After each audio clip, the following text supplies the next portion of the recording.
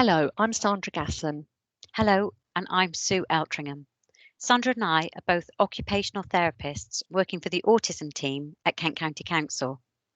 Last year, Sandra and I attended a 2-day training course by Kelly Mahler on interoception. Following this excellent training, Sandra and I decided to set up a series of workshops with the people that we work with on interoception awareness. However, sadly, COVID-19 struck and we had to change the way we were working. So instead, we've put together a series of webinars on interoception.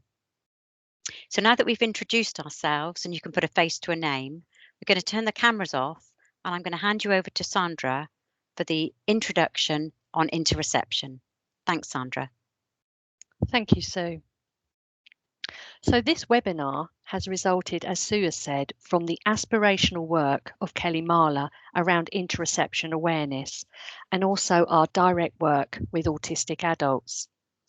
As occupational therapists, we're keen to support autistic people and to increase their knowledge and awareness of the subject and how they may wish to explore practical strategies to enable a greater interoception awareness. This will involve exploring body sensations and linking these to an emotion and forming an appropriate response. We have seen many autistic people with poor interoception awareness, and our series of webinars will focus on some of these key areas, for example, anxiety, eating and drinking, toileting, sight and sounds, temperature and pain. We hope that you'll be able to explore these further. So, interoception is just one of our 8 senses. Interoception is where we actively sense or feel our internal body signals and interpret what these mean. When we have good interoception, we are connected to ourselves, which makes it easier for us to connect to others. Internal body sensations come from our internal organs and our body systems, including our hormones and nervous system. We experience more of these sensations than we actively notice, much in the same way that our ears take in much more sound than we actively process in our brain. However, if we don't feel those feelings or emotions, it means that we won't respond to what our body needs or wants. This slide shows a link about interoception that we would really recommend that you watch. You might like to pause this webinar and watch this first, and then come back to this webinar. It's worth noting here that this link does contain music, which may be quite distracting for some people. So, our interoceptive system enables us to feel pain, hunger, fullness, nausea, needing to go to the toilet, an itch, physical exertion, coldness, the heat, a tickle, and our emotional states, such as excitement or anger, calmness or fear. Not only that, interoception allows us to identify and respond to what our body is telling us. So, for example, if your mouth or throat are feeling dry, we're able to understand that this is our body's way in telling us that we are thirsty. These sensations and feelings are understood through interoception. For people with good interoception awareness, we're easily able to understand that our bodies are trying to tell us, and therefore we act in response to this in order to restore balance and comfort to our bodies. For example, if our stomach's growling, we understand that this is our body's way of telling us that we're hungry, and therefore we go and eat something to restore balance in our bodies. So good interoception allows us to answer the question, how do I feel? If we have unclear body sensations, it makes it really hard for us to identify exactly how we feel.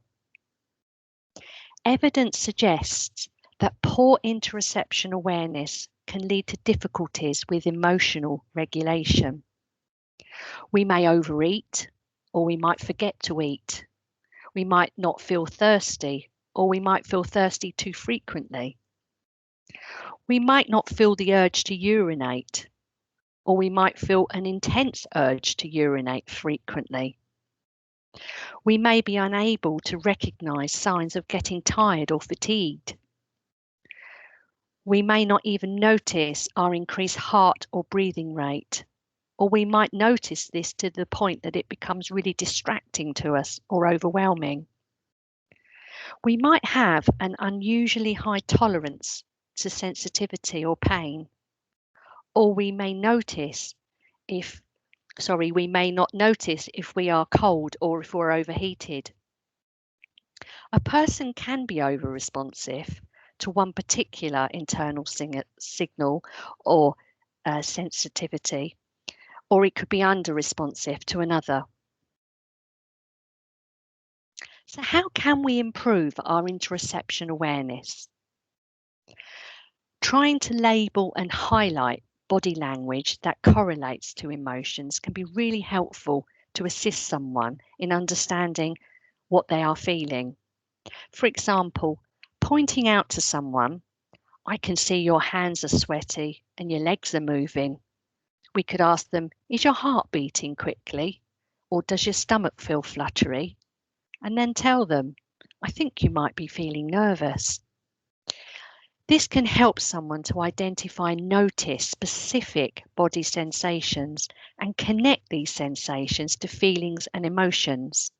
Additionally, using a visual representation can be really helpful for some people in recognizing these body signals and understanding what they might mean.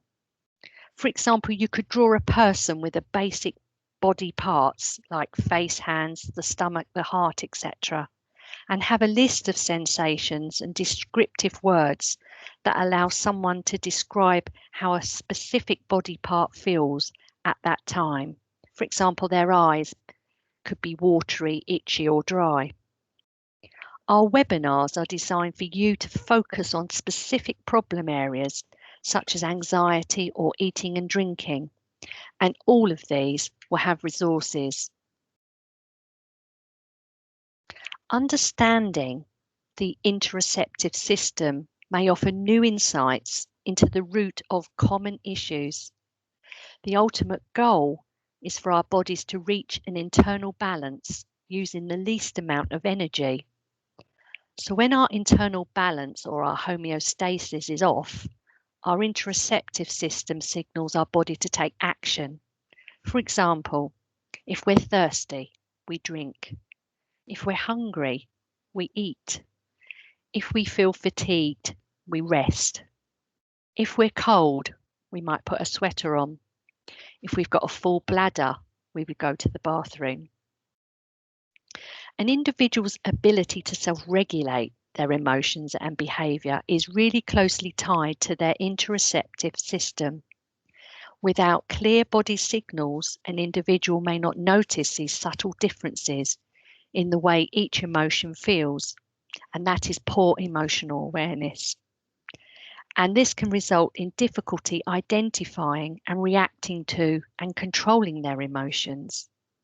This can result in the individual having difficulties successfully engaging with their social and their physical environments.